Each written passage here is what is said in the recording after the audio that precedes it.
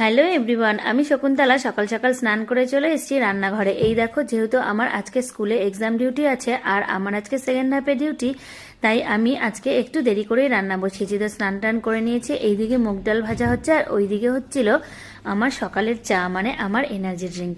এই দেখো বন্ধুরা, আমি চাটা অলরেডি নিয়ে নিয়েছি, এখন আমি এই চাটা খাবো, তারপরে আমার কাজ শুরু করব। এদিকে আমার মুগ ডাল ফুটে গিয়েছে আর এদিকে নিরামিষ তরকারি হচ্ছে। আসলে আজকে মঙ্গলবার, আমাদের ভেজ ছিল। আর এই দেখো, এই বেগুনগুলো ভাজবো, শীতের দিনের বেগুন।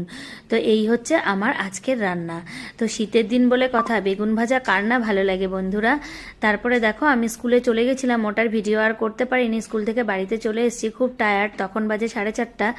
তো আমি জাস্ট বাড়ি আসলাম, এসেই আমি হাত মুখ ধুয়ে ফ্রেশ হয়ে আমি ড্রেস পরে এই একটা কলা আর একটা অ্যাপেল নিয়ে নিয়েছিলাম, কারণ আমি খাবো। তারপরে আমি একটু মিঠাইয়ের সঙ্গে কম্বলের নিচে বসে বসে টাইম স্পেন্ড করছিলাম।